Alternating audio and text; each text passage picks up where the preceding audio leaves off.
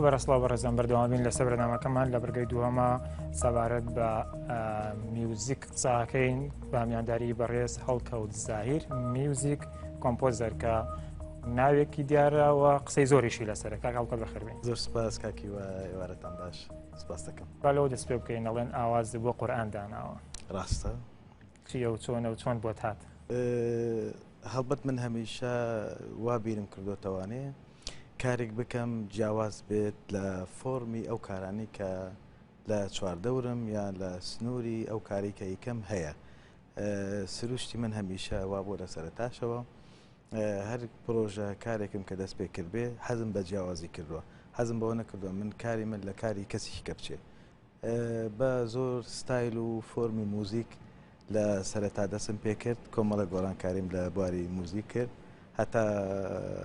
ئاخر کارەکانی کە هەتا لە کەناڵی لەگەڵ کەناڵی ڕوودا و لە بواری موزیک کردم فەرم و ستایلێکی جیاواز بوو. دوجار بیرم لەوە کردەوە یەکەمین تەجروبەم لە ڕووی موزیکی دینی ئەلبومێک بوو کە یەکەم جار بوو لە کوردستان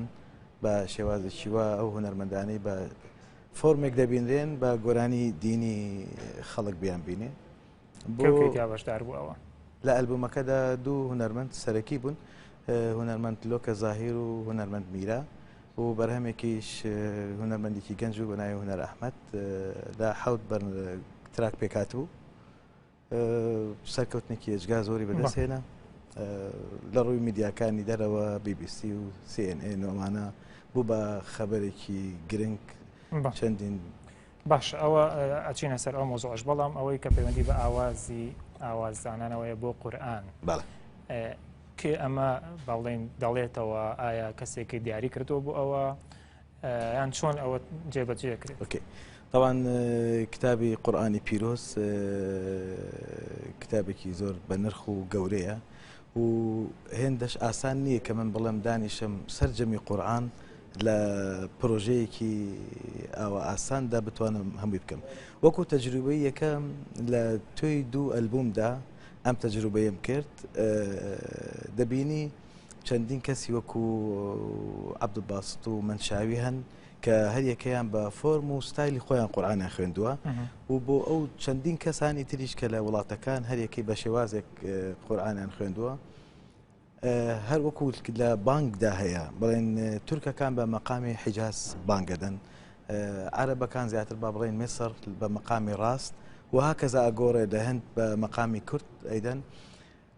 لەوەوە بیرۆکەیەک بوو منیش وتم گۆڕینی هەندێک لە فۆرمی خوێندنی قورئان لە شێوازی قاڵبی خۆیدا، بەڵام بەوەی کە چۆن عەبدولباست بە لەحنێک ئەیڵێت، هەڵبەتە بەرزی قورئانی پیرۆز لە ڕۆی ئەدەب و بڕواناکەم هیچ کتێبێکی ئەدەب لە توانای ئەوەدا بێ. بە هەمان شێوە هەستم بە تەجروبەی دانانی بیرۆکەیەکی تر لە خوێندن بە ستایل و فۆرمێک کە خۆم بیرم لێکردەوە. ئەمە ئەخوێنێتەوە با بڵێن بە ئەم ئاوازەی یەک دوو گەنجی کە تەلەبەی خۆ من قوتابی خۆ من ئەنی ئێستا با بڵێن هیچ نموزەجێک هەیە بەڵێ ئەگەر داوا بکرا باە من ئەم هێنا لەگەڵ خۆم بەس جەماعەتی ڕوودا منێ ناگادار نەکراوەتەوە تا ئێستا بەڵام نەکرێتەوە بەس بڵاوێکەمەوانێ هەموو قورئان بەو ئاوازە ئەخوێندنەوە. وەک بۆ جەنابەت سەرەتا ئاماژەم پێدا کە وتم قورئان ناتوانرێت لە تۆ یەک پرۆژەدا بە ئاسانی هەموو قورئان تۆمار بکەی، بەڵام من دەتوانم بڵێن بە ساڵێک سەرجەم قورئان بەو فۆرمەی کە خۆم دەڵێم خوێندنی بە شێوازێکی تر لە تۆی قانونی یاسای ئیسلامدا، چکم ئەوەی کە من کردم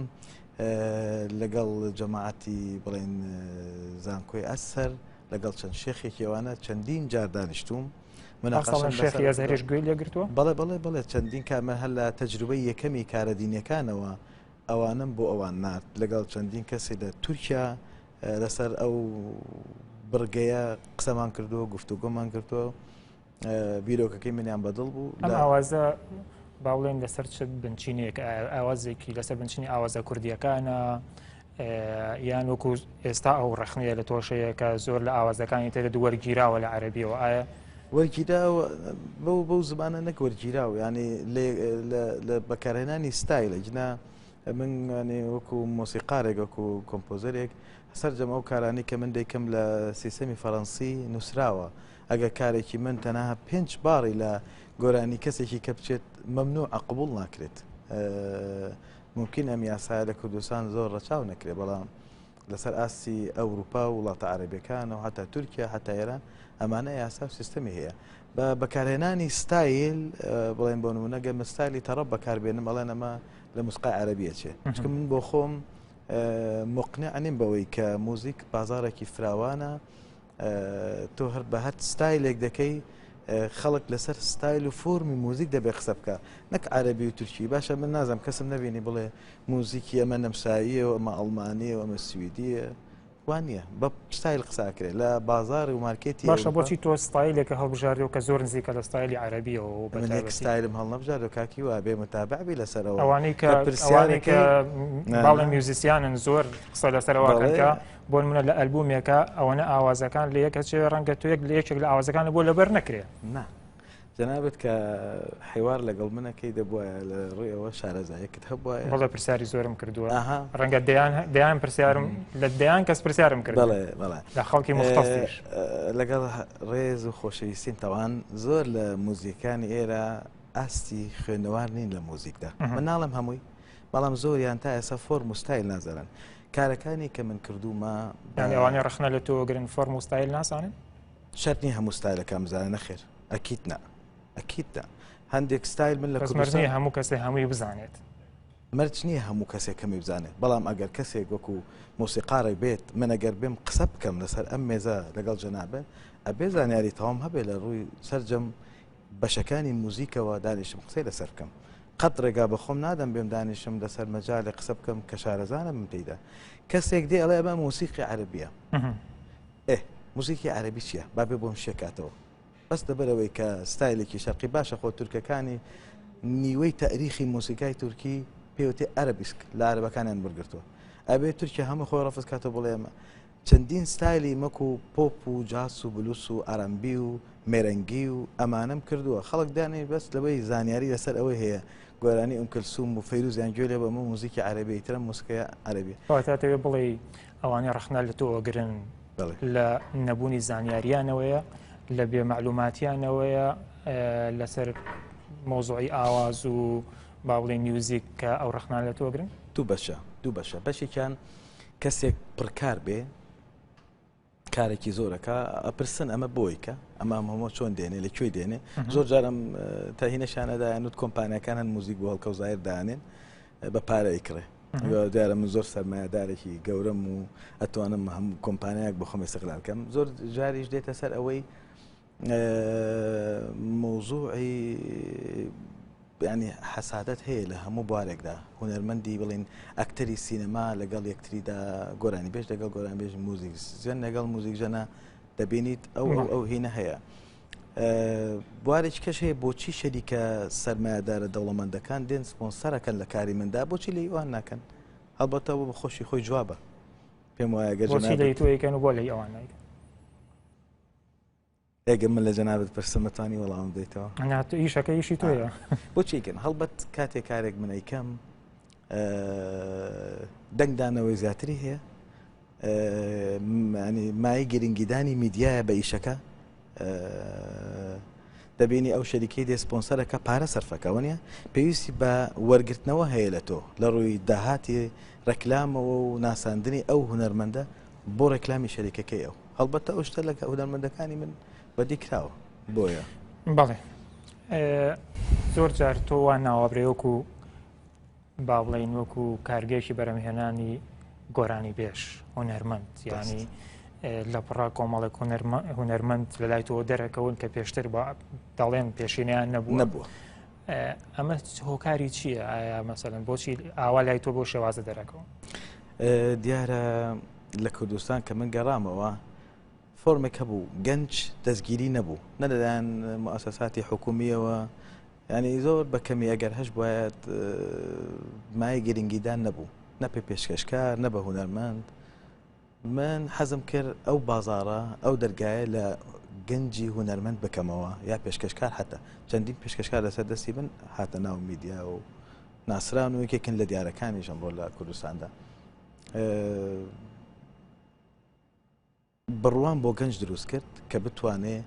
لە کاری یەکەمەوە کە تۆ بە شێوازێکی پرۆفشناڵ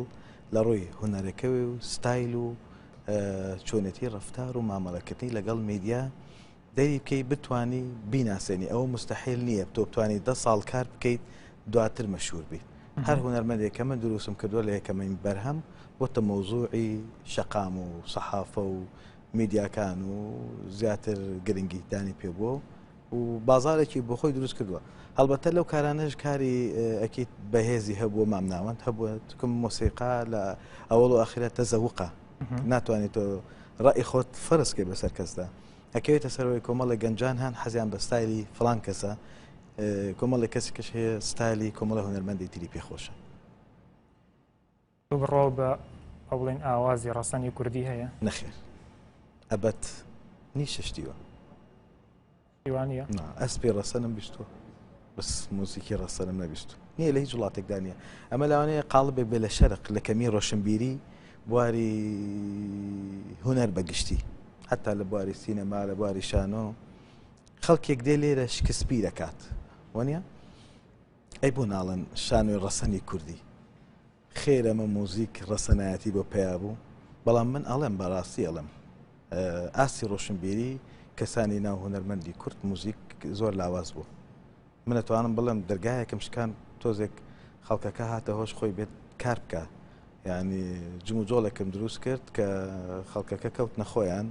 چکم ئەگەر نەکەوت نەخۆیان بازارەکە دوایە خست یعنی ئەوەی کە بە تۆ دەوترێت با بڵێن میوزیکی کوردی وێران کردووە بەو ئاوازانەی کە هێناوێتی تۆ بڕات بەمە نیە هەندێک تەنانە دەڵان ئەنفالی کردووە ئەنفال گۆرانی ئەنفالم دروست کردووە من دەست مۆسیقی کوردی ئەنفال نەکردووە ئەزانی من هەر وەک جەناب بە جەنابتم ینی وت ئەو شتە لە هەموو تازەگەریەکدا ناو کۆمەڵگادا ڕەخنە دەبێت لە سەرەتا کە من کۆمەڵی گەنجم هێنا ڕەخنەکان بێحەد زۆر بوون یعنی دەزانم قەتیش نیگەران نەبووم لە ڕەخنەکان گوێشم گرتو و ئەسەن هەندێک جار کاتیشم نەبوو بیان خوێنمەوە بەڵام سوپاسی هەندێک هاوڕیانم کردووە کە منیان ئاگادار کردو لەوەی کە فلان ڕەخنە هەیە ئەو تەوشبەی کە من هێنام و دروستم کرد ئاشکردنەوەیەکی گەنج بوو لەگەڵ موزیکی کە پێی بڵێن لە ناو کوردستاندا نەک موزیکی کوردی خەڵک گوێی لە نەجوەکەرەم و معین ئەسفەهانی و داویش و ئیبراهیم تاتڵازە کرد بەڵام ئەو مۆدیلەوە بە کوردی وتەوە من هاتم ئەو تێڵکەشەی گەنج ئێوێ تۆ زۆر گرنگە تۆ کارێکەکەی ئەگەر گەورەترین سیمفۆنی بکەیت کەسێک نەبێت گوێت دەبگرێت بۆ کیەکەی لە ئەوڵ و ئاخیرە هونەر بۆ جەماوەرە ئەنجا هەموو تازەگەریەک لە کۆمەلگا سەرەتا قبوڵی زەحمەتە تا دێ مەراحل زۆر پرسیار هاتووە لە دەربارەی بەڕێزت دەڵێن زۆرینەی ئەوانەی کە زیاتر کار لەگەڵاکردن و مامونەتەوانەیە هونەرمەندە کچەکان بوون وەک لە مەسەلەن لە هونەرمەندە کوڕەکان بۆچی گرنگی و زۆرتر بەمان داوە کچمان کەم بوو من لە ئەزەڵە هەر کارم بۆ کوڕ کەمتر کردووە هەر بە وەکو ئەساسێک زۆرتر دەستی هونەرمەندی کچم کردووە بەڵام ئەوەش نەبێت کە بۆ کوڕم نەکرد بێ بەڵام میدیای کوردی پڕ بوو لە هونەرمەندی کوڕ کچی هەر تێدا نەبوو بە هیچ شێوەیە لە ئەوڵی کارەوە کە لەگەڵ خاتوو مەرجە فەرقی و لەیلا فەرقی و دڵنیا و دواتر بۆ باخان و لۆکە و دەشتنێ و ناسلی و چەندی هونەرمەندی کە شانیا و زۆرن ڕاستی چۆپی خان نەزم ناوی هەموو هونەرمەندەکان بڵتوانم بڵم کارم کردووە بە بازاری موسیقای کوردیم پڕ کرد لە باشە بۆ هەندێک لەوانە پەیوەندیت نەماوە لەگەڵیانیان پەیوەندی لەگەڵ هەر هەمووی هەیە ئەوەی کە لە میدیا ئەوەتە هیچ ڕاست نییە لەگەڵ هیچ کەسێک من ئاجزیم نەبووە بۆ منە باخان پەیوەندیت ماوە لەگەڵی باخان هەموو ڕێز و حرمەتم لێرەوە بۆ نێنم هیچ شتێک نەبوو ئەوەی ئیعلام دروستی کرد ممکنە ئینسان سوء تەفاهمی لە کارێکدا دروست بێ بەڵام دواتر هەر هەمان هونەرمەند باخان بۆ خۆی لە ڕۆژنامە ڕایگەیان کە مامۆستامەوە هیچ مشکلەیەک نییە لە بینماندا و منش ئەو پەڕی ڕێز و حرمەت و تا ئێساج ئەڵێم یەکێکە لە نابەختترین وەجهەکانی هونەری کوردی کە لە ناو کوردستان دروست بوو یەکێکە لەوانەی کە بەدەگمەن نمونەی وەکو لۆکە و باخان دروستە بێت لە ناو میلەتی کوردە پێشتر ڕاوێژکاری سەرۆکی حکوومەت بووی بۆ کاروباری هونەری ئێستاش هەمان پۆستت ماوە من ئێستا لە ئەنجومەنی وەزیران نەخێرنیم بەڵام ئەڵێن هێشتا وەرەقەی تۆ زۆر باشە خۆت. والله دەبێت کار و ئیشەکانم ئەو شاهادیە بدەن ئەو ڕاستیە بدەن کە بەدڵسۆزی و کارم کردووە. بەشێک دەتوانم بڵێم کە من هاتمە حکومەت جوم و جۆڵێکی زۆر ئێجگار زۆر بازاری کاڵچەر کولتور لە کوردستان بەرەو فراوان بوونە ڕۆشت. ئێستا کە من لە ئەنجومەنی وەزیران نەماوم بزانم بەو شێوەیە پڕکراوەتەوە بڕوا ناکەم